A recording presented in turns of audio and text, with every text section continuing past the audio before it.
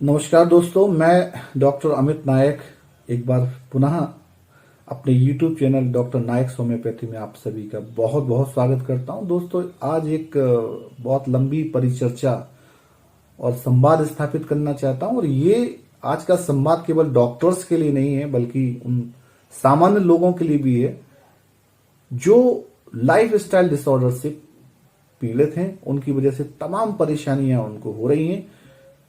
तो आज का विषय हमारा लाइफ स्टाइल डिसऑर्डर्स है। तो इसको विस्तृत जानकारी देने के पहले एक बहुत इंपॉर्टेंट केस आपसे शेयर करना चाहता हूं। एक पेशेंट मेरी क्लिनिक पे आता और उसको हेडेक का इश्यू था। बोलता है कि सर मुझे बहुत ज्यादा परेशानी है, दर्द बहुत ज्यादा हो रहा है, मैं क्या करूं, मुझे नेगेटिविटी बहुत ज्यादा आ जाती है, प्यास बहुत लगती है। जब कभी भी आप होम्योपैथी में किसी भी पेशेंट को मेडिसिन देते हैं, तमाम परेशानियां पूछते हैं कि क्या लोकेशन है, क्या सेंसेशन है, क्या एग्रावेशन है, क्या इटियोलॉजी है। उन सबको पूछने के बाद जब मैंने पेशेंट को जाना समझा और महसूस किया कि पेशेंट बार बार एक बात कह रहा है कि सर जब मैं रात में सो नहीं पाता हूं तब मेरी परेशानी बढ़ जाती है। मैंने 2-3 बार इन चीजों को ऑब्जर्व किया। मैंने जैसे पेशेंट ने इस प्रकार की चीजें मेरे सामने बोली तो मैं तुरंत उस चीज को समझ गया कि लैक ऑफ स्लीप की वजह से पेशेंट को परेशानियां इस प्रकार की हो रही हैं। तो मैंने कहा ऐसा कब तक चलेगा आपका? बोले सर क्योंकि मेरा प्रोजेक्ट वाला काम है और लंबा काम चल रहा है। मैंने कहा आप इन सब चीजों को छोड़ दीजिए। बोले सर ये तो मैं अभी फिलहाल नहीं कर पाऊंगा। तो मैंने कहा फिर आप ठीक नहीं हो पाओगे, आप मेडिसिन लीजिए और 7 to 8 आवर्स की प्रॉपर स्लीप आपको लेनी पड़ेगी, तब मेडिसिन काम करेंगी। बोला सर ठीक है 4-5 डेज में कर लूंगा। पेशेंट मेडिसिन लेके जाता है और 5-6 डेज के बाद जब आता है तो बड़ा ही खुश हो गया था कि सर आपने तो कमाल कर दिया, मेडिसिन ने बहुत अच्छा काम कर दिया, एकदम ठीक हो गया मैं तो मैंने कहा आपने प्रॉपर स्लीप लिया था कि नहीं, प्रॉपर आप सोए थे 7 से 8 घंटे? बोले हाँ सर, प्रॉपर जो आपने बताया था, इंस्ट्रक्शंस दिए थे उनको सबको फॉलो किया था, लेकिन सर दवाई ने कमाल कर दिया, सोना तो अलग बात है।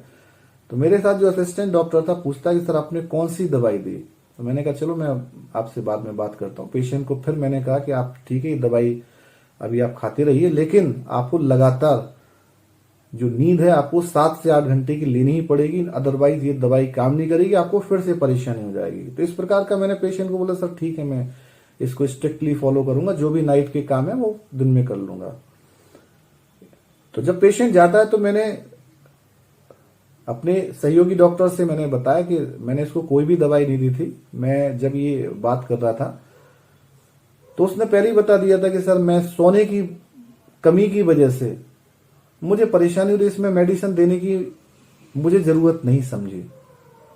इसलिए नहीं समझी क्योंकि डॉक्टर हैनिमैन ने एक वर्ड इंडिस्पोजिशन के बारे में बताया कि slight alteration of health due to sleep, due to diet, और इनकी वजह से या फिर जीवन शैली में बदलाव लाने की वजह से जो भी परेशानियां होती हैं उसमें हमें पेशेंट को प्रॉपर इंस्ट्रक्शंस देने होते हैं जीवन शैली से जुड़े जो बदलाव हो रहे हैं उनके लिए।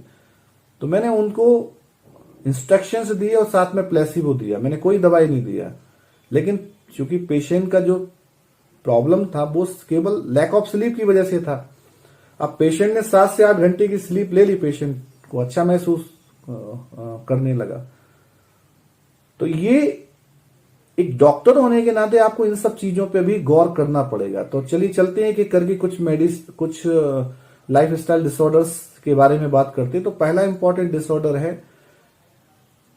हार्ट प्रॉब्लम्स और हाई ब्लड प्रेशर, खासतौर पे लोगों को हो रहा है। एथेरोस्क्लेरोसिस की परेशानियां बहुत लोगों को हो रही है।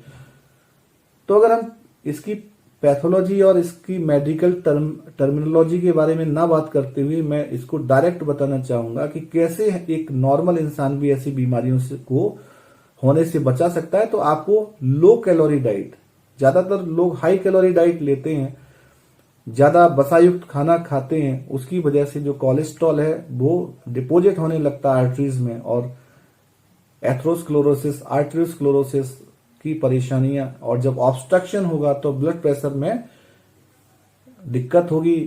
प्रॉपर जो ब्लड प्रेशर है वो रेस कर जाएगा, नॉर्मल से काफी ज्यादा बढ़ सकता है। तो इसके लिए आपको वसायुक्त खाना नहीं खाना है, और स्ट्रेस नहीं लेना है। और स्लीप आपको प्रॉपर, जैसा मैंने अभी पहले भी बताया कि 7 से 8 घंटे की आपको स्लीप लेने की जरूरत है। दूसरा इंपॉर्टेंट डिसऑर्डर है डिप्रेशन। दोस्तों, आज के परिवेश में लोग इतने महत्वाकांक्षी हो गए, इतने एम्बिशियस हो गए हैं कि उनको जीवन में कुछ ना कुछ चाहिए, और जब उनकी जरूरतें पूरी नहीं हो पाती हैं, उनकी अपेक्षाएं पूरी नहीं हो पाती हैं, किसी को डिसअपॉइंटमेंट ऑफ लव होता है, किसी को डिसअपॉइंटमेंट बिजनेस में होता है, किसी को डिसअपॉइंटमेंट अपने आप से होता है। और जब अपने आप से डिसअपॉइंटमेंट होता है तो जो पेशेंट होता है डिप्रेशन का, वो अकेला रहना पसंद करता है, कटा कटा रहना पसंद करता है, सामाजिक दूरी बना लेता है, लोगों से बात कम करता है, आप कह सकते हैं कि सैड म्यूजिक बहुत ज्यादा सुनता है, पेरेंट्स से भी कम बात करता है। तो ऐसे पेशेंटों को इस बीमारी से बचाने के लिए पेरेंट्स को ज्यादा से ज्यादा समय ऐसे मरीजों को देना चाहिए। उनको अकेला छोड़ने की जरूरत नहीं होती है, ना छोड़ना चाहिए। तीसरी बात, उनको प्रॉपर स्लीप की जरूरत होती है। ओवर थिंकिंग से बचाने के लिए उनको म्यूजिक और मेडिटेशन की रिक्वायरमेंट होती है, वो आपको उनको सलाह देनी चाहिए। उनके लिए वो सारी चीजें करनी चाहिए ताकि वो ज्यादा सोच ना सकें। और एक्सपेक्टेशन, एक चीज बहुत बताना चाह रहा हूं, बच्चों में डिप्रेशन का इश्यू जरूर मैं रेज करना चाहता हूं, क्योंकि आज के जो पेरेंट्स हैं उन्हें अपने बच्चों से बहुत ज्यादा एक्सपेक्टेशन है।